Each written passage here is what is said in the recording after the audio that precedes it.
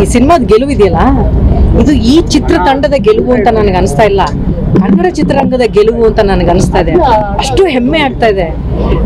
ಹೇಳ್ತಾರಲ್ವಾ, 100 ಜನ ಪ್ರೀತಿಸಿದ್ರೆ ಒಬ್ಬ ನಾಯಕ ಅಂತ, ಆ ಥರ 100 ಜನ ಟೆಕ್ನಿಷಿಯನ್ಗಳು ಪ್ರೀತಿಸಿ ಈ ಥರದ ಒಬ್ಬ ನಾಯಕನ ತೆರೆ ಮೇಲೆ ತಗೊಂಡು ಬಂದಿದ್ದಾರೆ. ಒಬ್ಬ ಡೈರೆಕ್ಟರ್ ನಾಯಕರಾಗಿದ್ದಾರೆ, DOP ಒಬ್ಬ ನಾಯಕರಾಗಿದ್ದಾರೆ. ಡೈಲಾಗ್ ಅಂತೂ ಅದ್ಭುತ. ನಾನಂತೂ ಅವ್ರಿಗೆ ಫ್ಯಾನ್ ಆಗ್ಬಿಟ್ಟಿದ್ದೀನಿ. ಈ ಥರದ ಒಂದು ಸರಸ್ವತಿ ಪುತ್ರನ ನಮ್ಮ ಕನ್ನಡ ಚಿತ್ರರಂಗದಲ್ಲಿ ನೋಡೋಕೆ ನನಗೆ ತುಂಬಾನೇ ಹೆಮ್ಮೆ ಆಗುತ್ತೆ, ಖುಷಿ ಆಗುತ್ತೆ. ಸಿನಿಮಾ ಒಂದು ತೂಕ ಆದರೆ ಅವರ ಸಂಭಾಷಣೆ ಒಂದು ತೂಕ ಅಂತ ನನಗನ್ಸುತ್ತೆ. ದರ್ಶನ್ ಅವ್ರನ್ನ ಜನ ಒಬ್ಬ ನಾಯಕ ಅಂತ ಮಾತ್ರ ಪ್ರೀತಿಸಲ್ಲ ರೀ, ಅವ್ರನ್ನ ದೇವರು ಅಂತ ಪ್ರೀತಿಸ್ತಾರೆ. ಜನ ನೋಡ್ತಾ ಇದ್ದೀವಿ, ರಾತ್ರಿ 12 ಗಂಟೆಯಿಂದ ಸಿನಿಮಾನ ಸೆಲೆಬ್ರೇಟ್ ಮಾಡ್ತಾ ಇದ್ದಾರೆ. ಮನೆ ಮಠ ಎಲ್ಲ ಬಿಟ್ಟು ಥಿಯೇಟರ್ ಹತ್ರ ಬಂದಿದ್ದಾರೆ. ಮನೆಗೆ ಹೋಗಿಲ್ಲ ಅನ್ಸುತ್ತೆ ಅವ್ರ ಅಭಿಮಾನಿಗಳು. ಅಷ್ಟು ಪ್ರೀತಿಸುವಂತ ಒಬ್ಬ ನಾಯಕನ ತೆರೆ ಮೇಲೆ ತಗೊಂಡ್ ಬರ್ಬೇಕಾದ್ರೆ ಈ ಕಡೆ ಅವ್ರ ಅಭಿಮಾನಿಗಳಿಗೆ ಜಸ್ಟಿಸ್ ಕೊಡ್ಬೇಕಾ, ನ್ಯಾಯ ಒದಗಿಸ್ಬೇಕಾ, ಅಥವಾ ಒಂದು ಕತೆಗೆ ನ್ಯಾಯ ಒದಗಿಸ್ಬೇಕಾ? ಈ ಒಂದು ಕ್ಲೀಶೆ ಇದೆಯಲ್ಲ, ಇದು ಅಷ್ಟು ಸುಲಭವಾದ ಕೆಲಸ ಅಲ್ಲ. ಅದನ್ನ ತರುಣ್ ಸುಧೀರ್ ಅವರು ಅವ್ರ ಚಿಕ್ಕ ವಯಸ್ಸಿಗೆ ತುಂಬಾನೇ ಅದ್ಭುತವಾಗಿ ಹ್ಯಾಂಡಲ್ ಮಾಡಿದ್ದಾರೆ. ಈ ಕಡೆ ಅವ್ರ ಅಭಿಮಾನಿಗಳಿಗೂ ನ್ಯಾಯ ಒದಗಿಸ್ತಾ, ಈ ಕಡೆ ಕತೆಗೂ ನ್ಯಾಯ ಒದಗಿಸ್ತಾ, ಕಥೆಯಲ್ಲಿರುವ ನಾಯಕನಾಗಿ ಇಡೀ ಕರ್ನಾಟಕಕ್ಕೆ ಒಬ್ಬ ನಾಯಕನಾಗಿ ಬಿಂಬಿಸೋದಿದೆಯಲ್ಲ, ಅದು ತುಂಬಾ ಅದ್ಭುತವಾದಂತ ಕೆಲಸ. ಅದನ್ನ ಅದ್ಭುತವಾಗಿ ಮಾಡಿದ್ದಾರೆ. ಒಂದು ಸಿನಿಮಾ ಬೆಳವಣಿಗೆ ಹೇಗೆ ಆಗುತ್ತೆ ಅಂತಂದ್ರೆ ಕೇವಲ ಒಂದು ತಂಡ ಮಾತ್ರ ಗೆಲ್ಲೋದಲ್ಲ, ಆ ಒಂದು ಚಿತ್ರದಿಂದ ಇಡೀ ಚಿತ್ರರಂಗವನ್ನ ಗೆಲ್ಲಿಸೋದಿಗೆ ಒಂದು ದೊಡ್ಡ ಗೆಲುವು ಅಂತ ಹೇಳ್ತಾರೆ. ಈ ಸಿನಿಮಾ ಗೆಲ್ಲೋದ್ರ ಜೊತೆಗೆ ನೋಡಿ, ಈ ತರದೊಂದು ಮುದ್ದಾದ ಒಂದು ಕಲಾವಿದೆ, ಕನ್ನಡಕ್ಕೆ ಒಂದು ಹೊಸ ಕಲಾವಿದೆಯನ್ನ ಕೊಟ್ಟರು, ನಾಯಕಿಯನ್ನ ಕೊಟ್ಟಿದ್ದಾರೆ. ಈ ತರ ಹಲವಾರು ವಿಚಾರಗಳಲ್ಲಿ ಅವರು ಅವಕಾಶ ಕೊಟ್ಟು ಬೆಳೆಸ್ತಾ ಇದೆ ಇದು ಕಾಟೇರ ಚಿತ್ರ. ಈ ತರದ ಒಬ್ಬ ಸ್ಟಾರ್ಡಮ್ ಇರುವಂತ ಒಬ್ಬ ಕಲಾವಿದರು ಕನ್ನಡದಲ್ಲಿ ಇರೋದಕ್ಕೆ ನಮಗೆ ತುಂಬಾ ಹೆಮ್ಮೆ ಆಗ್ತಾ ಇದೆ. ಇಡೀ ಇಂಡಿಯಾನೇ ತಿರುಗಿ ನೋಡುವಂತ ಸಿನಿಮಾಗಳು ಕರ್ನಾಟಕದಲ್ಲಿ ತಯಾರಾಗ್ತಾ ಇದೆ.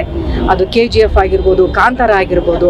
ಆ ಸಾಲಿಗೆ ಕಾಟೇರ ನಿಲ್ಲುತ್ತೆ ಅನ್ನುವಂತ ಒಂದು ಹೆಮ್ಮೆ ನನಗಿದೆ. ಅದು ಚಿತ್ರತಂಡ, ಆ ಟೆಕ್ನಿಷಿಯನ್ಸ್ ಏನಿದಾರಲ್ಲ, ಆ DOPಗಳ, ಡೈರೆಕ್ಟ್ರು, ರೈಟ್ರು, ಅಲ್ಲಿ ಕಲಾವಿದರು, ಮುಖ್ಯವಾಗಿ ದರ್ಶನ್ ಅವರು.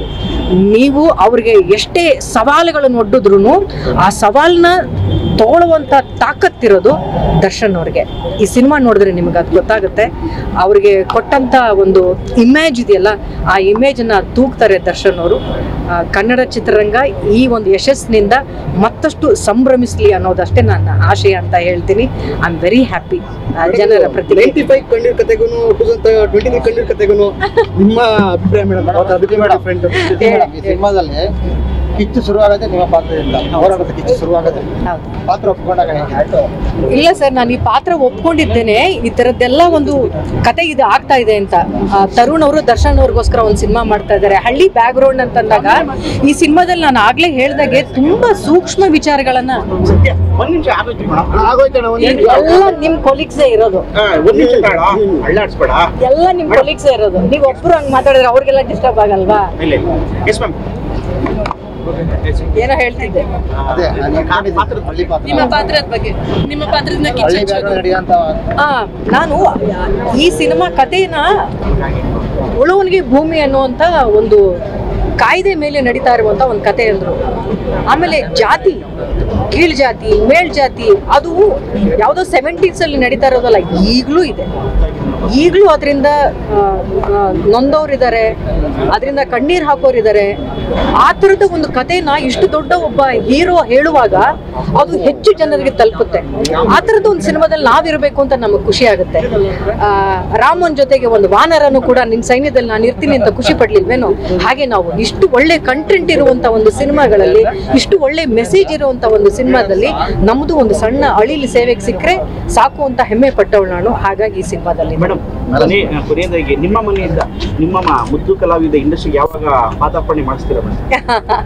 ಆಗ್ಲಿ, ಫಸ್ಟ್ ಈ ಮಗುದು ಈ ಸಿನಿಮಾ, ಇವಳ ಬಗ್ಗೆನೇ ಹೆಚ್ಚು ಮಾತಾಡಿ. ನನ್ನ ಮನೆ ಮಗಳ ಬಗ್ಗೆ ನಾನು ಎಲ್ಲ ಮಾತಾಡ್ತಿದ್ದೀನಿ. ನಾನು ಯಾವಾಗ್ಲೂ ಸಿಗ್ತೀನಿ. ಈ ಮಗು ಒಳ್ಳೇದಾಗ್ಲಿ, ಇವಳ ಕೈ ಮಾತಾಡ್ತೀನಿ.